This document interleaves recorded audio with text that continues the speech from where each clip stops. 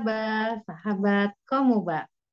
Baik, ketemu lagi nih dengan Kakak Umi di ngebahas soal kelas 8 SMP.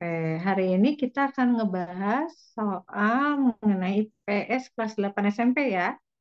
Yuk kita simak bareng-bareng materinya. Baik, ini ya. Nah, udah kelihatan. Kita akan mulai dengan soal nomor 1. Tentang apa ini? Tentang ekonomi ya. Ya, perhatikan bagian hubungan pelaku ekonomi dua sektor. Jadi, pelaku ekonomi, proses ekonomi itu ada bagiannya seperti ini. Berdasarkan bagian yang ada di bawah ini ya, yang termasuk arus sumber pendapatan rumah tangga produsen. Apa sih arus sumber pendapatan rumah tangga produsen? Berarti kalau dilihat dari kata-kata sumber rumah tangga, pendapatan rumah tangga produsen artinya eh, sumber atau hasil dari transaksi yang menghasilkan penjualan barang dan jasa ya. Jadi jawabannya adalah yang D. Jadi arus sumber rumah tangga produsen berasal dari hasil penjualan barang dan jasa. Karena melalui cara inilah produsen akan mendapatkan uang. Jadi di antara semua berarti yang tepat adalah yang option D. Itu ya.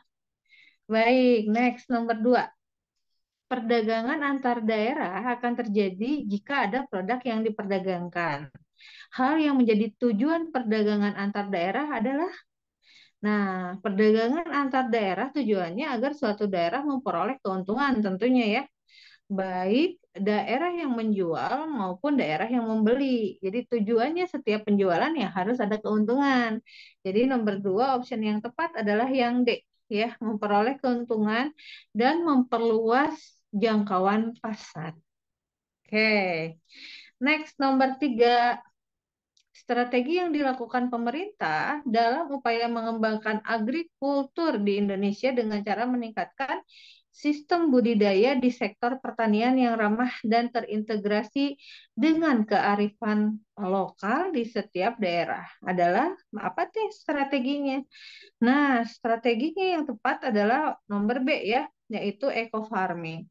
Apa itu eco farming? Eco farming itu merupakan budidaya sektor pertanian yang ramah lingkungan ya, dan juga dia terintegrasi dengan kearifan lokal, diberi pupuk secara merata, perbaikan irigasi, melakukan pembangunan dan perbaikan berbagai sarana pendukung sektor pertanian. Nah, ini strateginya ya.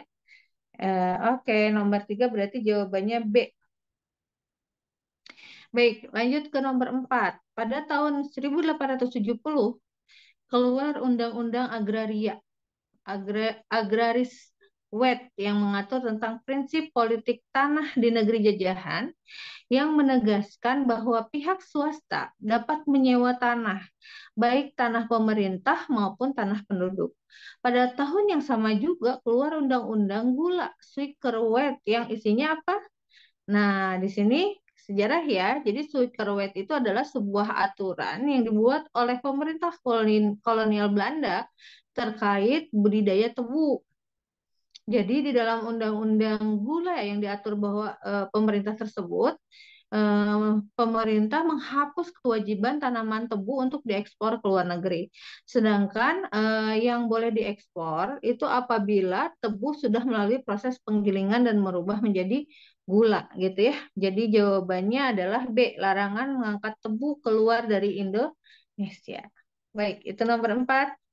Next, kita masuk ke nomor 5. Raffi memiliki kulit putih, tubuh tinggi, mata besar, berwarna coklat muda. Sedangkan Hansa memiliki kulit kuning langsat, rambut ikal, mata sipit, dan berwarna coklat tua. Perbedaan ciri fisik tersebut disebut, nah tentunya di sini disebut ras ya. Jadi ras itu adalah perbedaan variasi penduduk atau perbedaan manusia berdasarkan tampilan fisik seperti mata, bentuknya, bentuk rambut, warna kulit, dan sebagainya. Jadi sekelompok manusia dengan ciri budaya sama dan ekonomi yang berbeda, segolongan manusia dengan ciri fisik bawaan berbeda satu sama yang lain. Jadi nomor 5 adalah perbedaan ciri fisik ras. A jawabannya. Nomor 6, bangsa kita adalah bangsa yang majemuk, artinya bahwa bangsa kita terdiri dari berbagai suku, agama, ras, dan antar golongan. Keberagaman ini memiliki dampak negatif dan juga dampak positif.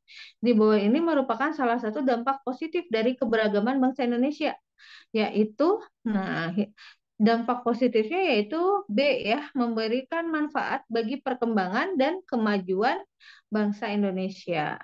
Dengan adanya perbedaan itu berarti akan memberi manfaat banyak untuk perkembangan dan kemajuan bangsa Indonesia. B ya jawabannya. Oke, nomor 7. Di antara nama suku bangsa Jawa, Madura, Sunda, Baduy, dan asing, suku bangsa dari daerah Provinsi Jawa Timur ditunjukkan oleh, ya, ada suku Jawa, suku Madura, dan suku, udah ya, suku Jawa dan suku Madura aja sebetulnya kalau Jawa Timur ya. Kalau Provinsi Jawa saja berarti Jawa, Madura, ada Sunda, ada Baduy ya. Berarti jawabannya harusnya 1 dan 2 ya. Oh maaf, ya 1 dan 2 aja ya. Oke, nomor 8. Pemerintah Hindia Belanda menerapkan kebijakan politik etis pada tahun 1901. Tiga kebijakan tersebut sebenarnya bertujuan memperbaiki kondisi masyarakat yang semakin terpuruk. Isinya apa? Ya, politik etis ini merupakan politik balas budi, ya. Jadi pemikiran kolonial Hindia Belanda selama 4 dekade mengumumkan bahwa Belanda menerima tanggung jawab politik etis demi kesejahteraan rakyat kolonial mereka. Berkaitan dengan apa saja? Ada 3, irigasi, emigrasi, dan transmigrasi ya.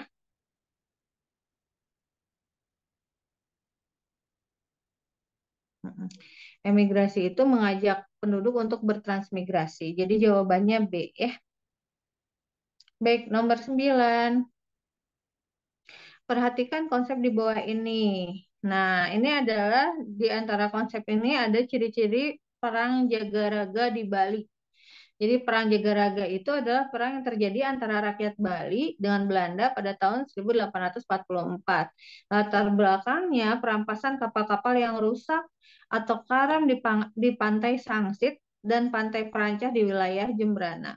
Jadi apa saja? Nah, perang ini ciri-ciri perang Jagaraga ini jawabannya adalah D ya.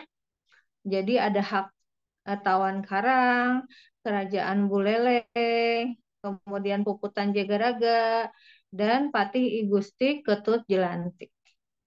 Oke, itu nomor 9 jawabannya D. Baik, kita lanjut ke nomor 10. Perhatikan fakta sejarah perubahan pada masa kolonial Belanda dan perubahan masyarakat pada masa penjajahan Jepang. Jadi pada masa penjajahan Belanda dan Jepang tentunya perubahannya beda ya. Nah, pada masa kolonial fakta-fakta yang sejarah yang termasuk perubahan pada masa kolonial Barat adalah yang pertama itu perluasan penggunaan lahan dan persebaran penduduk dan urbanisasi ya. Jadi jawabannya adalah D. Baik, itu tadi adik-adik kelas 8 IPS ya. Semangat terus belajar IPS-nya ya. Jangan lupa sering membaca karena sejarah, ekonomi itu cukup menjadi apa ya, kewajiban dasar kita untuk memperkuat pola berpikir kita ya. Jadi terus belajar, saksikan ngebaso di pelajaran-pelajaran yang lainnya. Terima kasih yang sudah menyimak. Dah, assalamualaikum.